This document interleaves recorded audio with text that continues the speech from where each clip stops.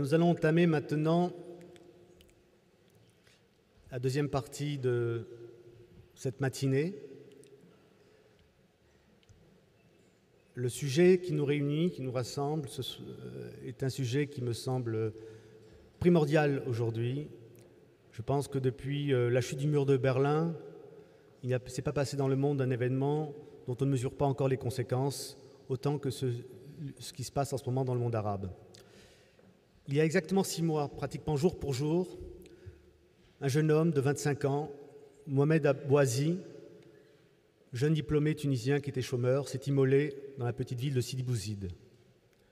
Il y avait eu certes des précédents, je l'ai lu, d'autres cas analogues les années précédentes de personnes, pour les mêmes raisons ou d'autres, qui s'étaient immolées.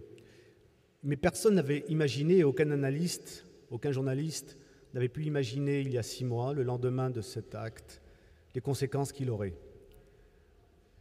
Depuis, une vague, je dirais un tsunami, puisque c'est le mot à la mode depuis la dernière catastrophe, bouleverse toute la région du Maroc au bout du golfe Persique. Aucune chancellerie dans le monde, aucun service secret, même le Mossad, que l'on prétend être aussi capable de prévoir les événements, n'avait prévu ni analysé les conséquences de cette révolte dans le monde arabe.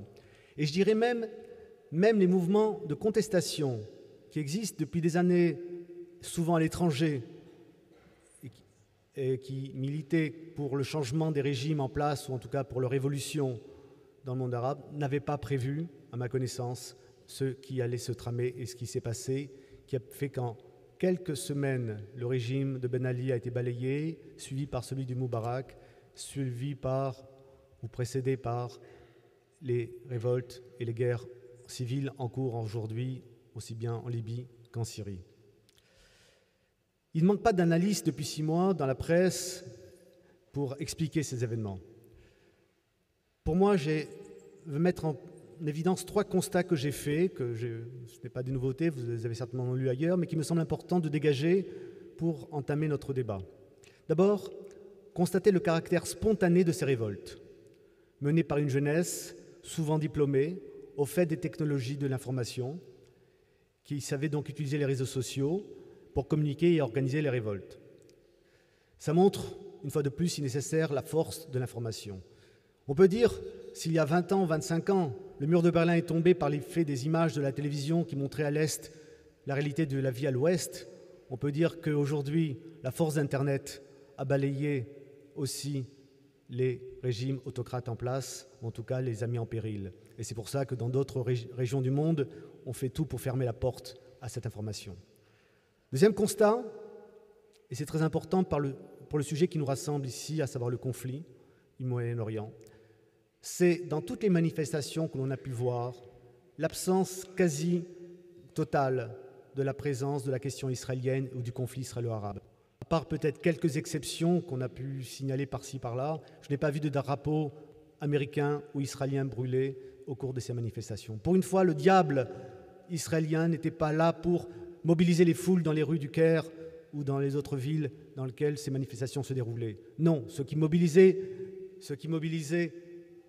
les jeunes dans les rues, c'était un autre mot d'ordre, et ça m'amène au troisième constat. C'était la revendication de la démocratie, la revendication du droit à la liberté d'expression, la revendication à avoir du travail, une exigence de reconnaissance de dignité pour une jeunesse qui ne trouvait pas souvent cette reconnaissance au sein de ces pays. Voilà les 3 constats que j'ai pu faire. Autant la révolte de Jasmin en Tunisie, vue d'Israël, a pu être perçue comme un événement certes intéressant, mais marginal.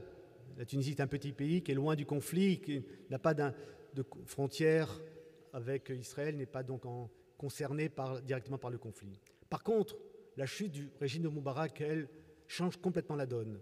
Ça faisait des années, depuis 3 décennies, tous les dirigeants israéliens s'étaient accommodés du régime égyptien et l'ont utilisé, sont servis pour lutter et faire un barrage à l'islamisme qui risquait effectivement d'arriver au pouvoir en Égypte, tel qu'il pouvait être perçu en tout cas en Israël. La chute de Moubarak et on dira peut-être certainement quelques mots aussi sur la Turquie, le changement des alliances dans la région change complètement la donne et justement aujourd'hui nous préoccupe. En organisant cette table ronde, nous avons fait appel à 3 personnalités, 3 spécialistes, 3 journalistes d'abord, 3 spécialistes aussi de ces questions, que je vais vous présenter les uns après les autres.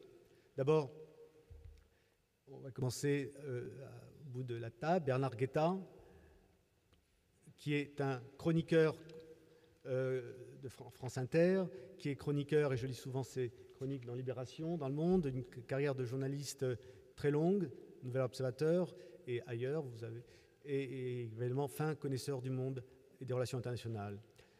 À côté de lui, Antoine Basbous, que nous connaissons beaucoup en France pour le voir très souvent à la télévision participer à des débats sur justement ce qui se passe dans le monde arabe, à partir de son regard d'analyse, de journaliste libanais, qui a écrit plusieurs ouvrages sur les événements notamment au Liban, et qui, avec l'Observatoire du monde arabe qu'il a mis en place, est un fin connaisseur à la fois du monde arabe et de l'islam. Et enfin, à côté de moi, Akiva Eldar, qui pour tous ceux comme moi sont, comme on dit, addicted, je ne sais pas comment dire en français, à Haaretz.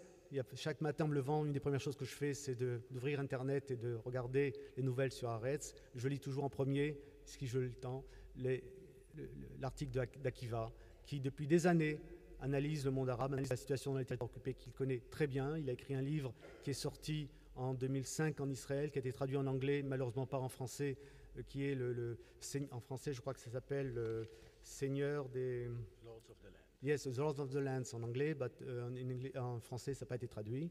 Le pays, les seigneurs du pays, qui est vraiment un regard très précis sur la situation des colonies et des colons dans les territoires occupés.